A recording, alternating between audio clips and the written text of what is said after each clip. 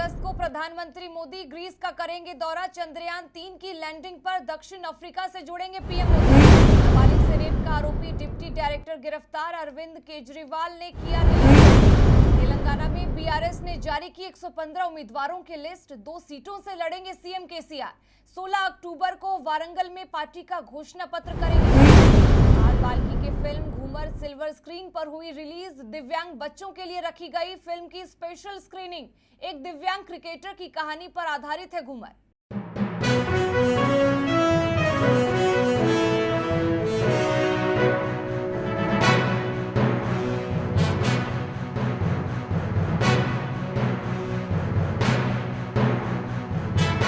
नमस्कार, आप देख रहे हैं न्यू इंडिया लाइव और आपके साथ मैं हूं सलोनी शिवा। नजर डालेंगे आज के हम खबरों पर। प्रधानमंत्री नरेंद्र मोदी 22 अगस्त को दक्षिण अफ्रीका और ग्रीस के दौरे पर रहेंगे। मंगलवार की शाम को ही प्रधानमंत्री दक्षिण अफ्रीका के जोहान्सबर्ग पहुंचेंगे। उसी दिन ब्रिक्स सम्मेलन की पूर्व संध्या पर आयोजित विशेष कार्यक्रम में हिस्सा लेंगे। अगले दिन यानी 23 अगस्त को प्रधानमंत्री ब्रिक्स सम्मेलन में भाग लेंगे। रूस यूक्रेन युद्ध के बाद बने हालात में ब्रिक्स संगठन की भूमिका बेहद अहम हो गई है। 24 अगस्त को ब्रिक्स और अफ्रीकी देशों के सम्मेलन में भी प्रधानमंत्री मोदी भाग लेंगे। इसके अलावा ब्रिक्स संगठन के विस्तार को लेकर आयोजित सत्र में भी भाग लेंगे।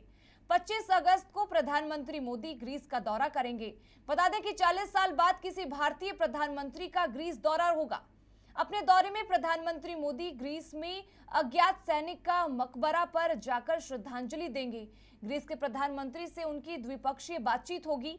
प्रधानमंत्री मोदी ग्रीस में रहने वाले भारतीय समुदाय के लोगों को भी संबोधित करेंगे। बता दें कि ग्रीस में करीब 10,000 भारतीय रहते हैं। 25 अगस्त को ही प्रधानमंत्री मोदी स्वदेश के लिए रवाना हो जाएंगे। प्रधानमंत्री मोदी जब दक्षिण अफ्रीका में मौजूद रहेंगे, उसी समय चीन के राष्ट्रपति शी जिनपिंग भी वहां पर होंगे। दोनों नेता एक मंच पर कई बार आमने सामने होंगे। विदेश सचिव विनय कात्रा ने बताया कि दक्षिण अफ्रीका के ब्रिक्स सम्मेलन में भाग लेने के लिए सदस्य देशों के अलावा बहुत से दूसरे देशों को भी आमंत्रित किया गया है। ब्रिक्स सम्मेलन से अलग दूसरे नेताओं से प्रधानमंत्री मोदी के द्विपक्षीय मुलाकात के कार्यक्रमों को अभी तक तय किया जा रहा है। प्रधानमंत्री मोदी के शेड्यूल के मुताबिक मीटिंग फाइनल होने की जानकारी दी गई।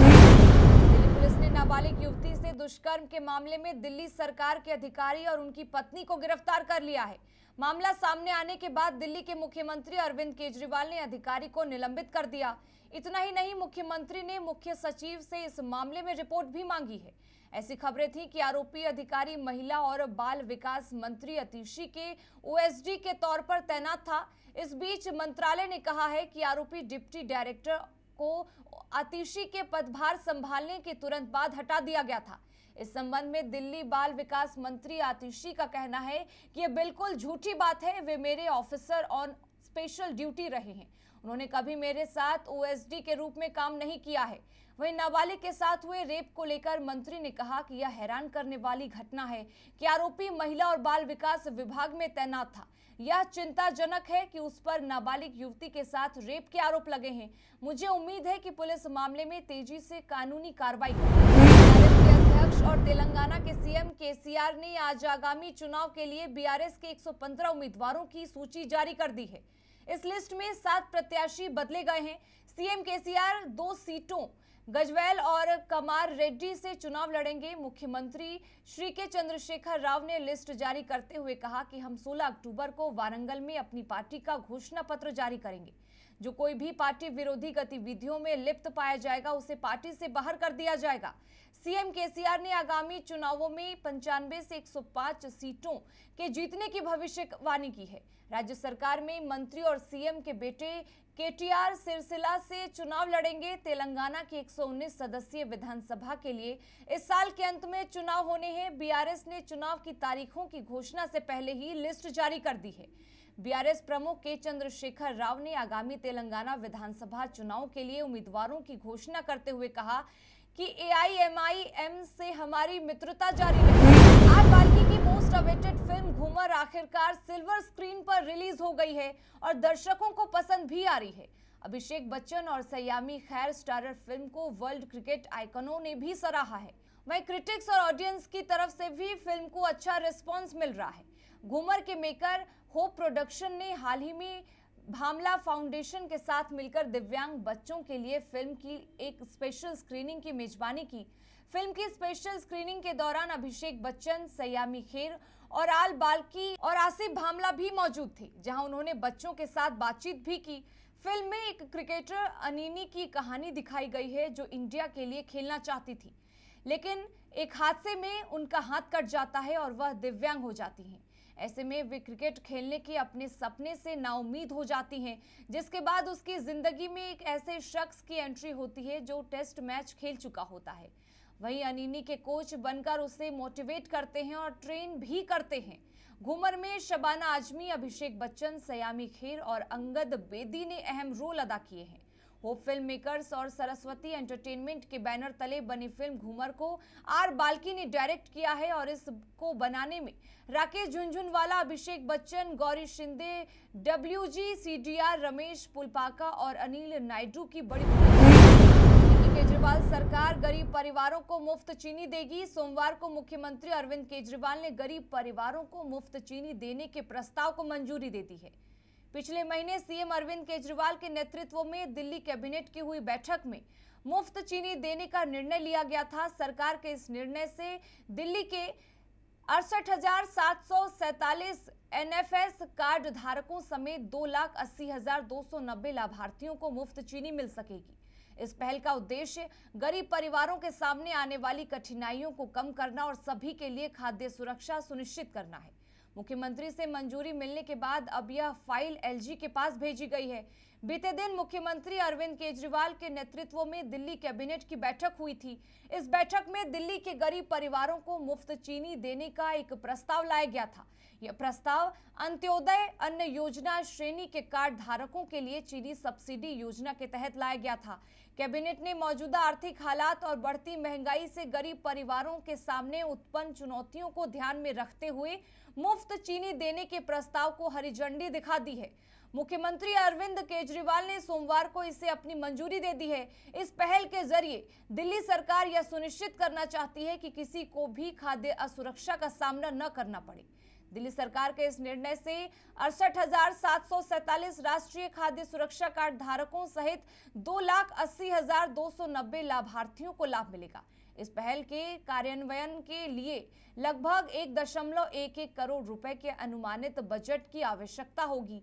दिल्ली सरकार अपने नागरिकों के हित को प्राथमिकता देते हुए अथक प्रयास कर रही है। सरकार यह सुनिश्चित करने के लिए प्रतिबद्ध है कि इस चुनौतीपूर्ण समय में दिल्ली में किसी भी व्यक्ति को खाद्य असुरक्षा का सामना न करना। महाराष्ट्र में प्याज के बढ़ते दाम को लेकर पूर्व कृषि मंत्री दादा भूसे का विवादित बयान सामने आया है।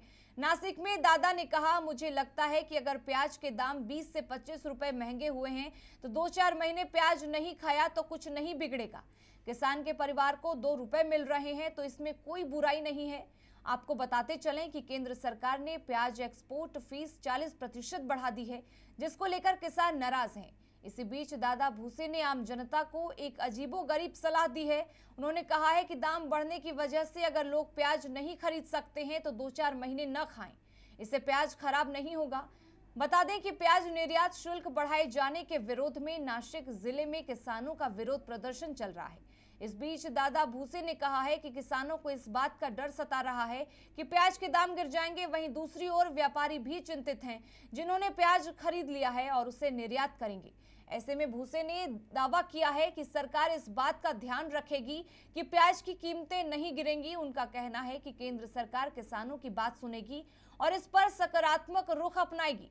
यह पक्ष विपक्ष का मुद्दा नहीं है। इस बीच छगन भुजबल ने भी कहा है कि इस फैसले से किसानों का नुकसान होना स्वाभाविक है।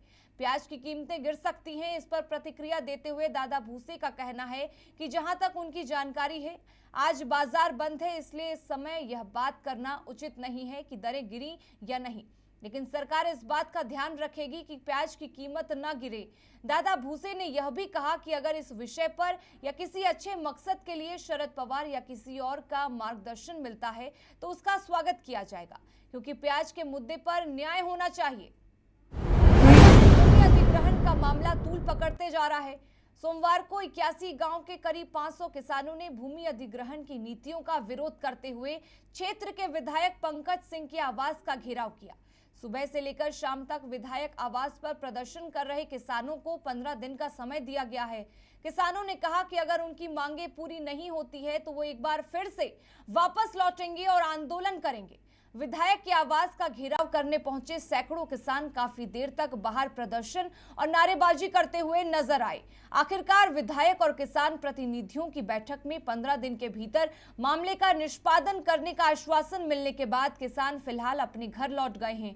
किसानों का आरोप है कि नोएडा में किसानों को भूमि अधिग्रहण के बदले पर्याप्त मुआवजा नहीं दिया जा रहा है। इसके साथ साथ किसान बची हुई जमीन पर अधिकार के मुद्दे का भी हल चाहते हैं। किसानों का कहना है कि भूमि अधिग्रहण के बदले उनको पर्याप्त मुआवजा दिया जाए या फिर उनकी जमीन को छोड़ दिया जाए। बता दें कि किसानों का एक दल अपनी कई मांगों को लेकर नोएडा प्राधिकरण और एनटीपीसी मुख्यालय के बाहर भी पिछले कई महीनों से प्रदर्शन कर रहा है। इन किसानों का कहना है कि वो काफी लंबे समय से अपनी कुछ मांगों को लेकर प्रदर्शन कर रहे हैं, लेकिन ना तो सरकार उनकी बात सुन रही है और ना ही स्थानीय प्रशासन का ध्यान उनकी तरफ आ रहा है। किसानों के प्रदर्शन को देखते हुए विधायक आवास की ओर से जाने वाली सड़कों पर पुलिस की सुरक्षा व्यवस्था भी तगड़ी कर दी गई है। प्रदर्शन में महिलाएं भी शामिल हुई थी। ऐसे में पुलिस की ओर से महिला पुलिस बल की भी तैनाती की गई थी। प्रदर्शन के दौरान कुछ किसान विधायक आवास के बाहर लगे बैरिकेडिंग को तोड़ने का प्रयास भी किए। हालांकि मौके पर उपस्थित पुलिस ने स्थिति को संभालते हुए किसानों को ऐसा करने से रोका। बिहार के पूर्व मुख्यमंत्री लालू प्रसाद यादव ने चारा घोटाले में जमानत के खिलाफ सुप्रीम कोर्ट में सीबीआई की याचिका का विरोध किया है। लालू यादव का कहना है कि हाईकोर्ट के आदेश को केवल इस आधार पर चुनौती नहीं दी जा सकती है कि सीबीआई असंतुष्ट है। लालू यादव ने सुप्रीम कोर्ट में दलील दी है कि हाईकोर्ट के आदेश में हस्तक्षेप करने की कोई जरूरत नहीं है, क्योंकि यह सामान्य सिद्धांतों और समान नियमों पर आधारित है। दरअसल लालू यादव को चारा घोटाले से जुड़े 5 मामलों में सजा सुनाई जा चुकी है। हालांकि वे सभी 5 मामलों में जमानत पर हैं। ऐसे में केंद्रीय जांच एजेंसी ने शुक्रवार को बिहार के पूर्व मुख्यमंत्री लालू यादव के खिलाफ सुप्रीम कोर्ट का रुख किया। सीबीआई ने सुप्रीम कोर्ट में चारा घोटाले में लालू यादव को झारखंड हाईकोर्ट से मिली जमानत को चुनौती दी है। सुप्रीम कोर्ट सीबीआई की याचिका पर 25 अगस्त को सुनवाई करेगा। सीबीआई ने करोड़ों रुपए के चारा घोटाले से संबंधित 4 मामलों में लालू प्रसाद को जमानत देने के झारखंड हाईकोर्ट के आदेश को चुनौती दी है। सीबीआई चाहती है कि लालू यादव की जमानत रद्द हो। लालू यादव ने इस याचिका का सुप्रीम कोर्ट में विरोध किया है। उन्होंने खराब स्वास्थ्य और बढ़ती उम्र का हवाला देते हुए कहा कि उन्हें हिरासत में रखने से कोई उद्देश्य पूरा नहीं होगा। इसके साथ फिलहाल इस बुलेटिन में बस इतना ही, लेकिन तमाम खबरों के लिए बने रहें हमारे साथ और देखते रहें न्यू इंडिया लाइव।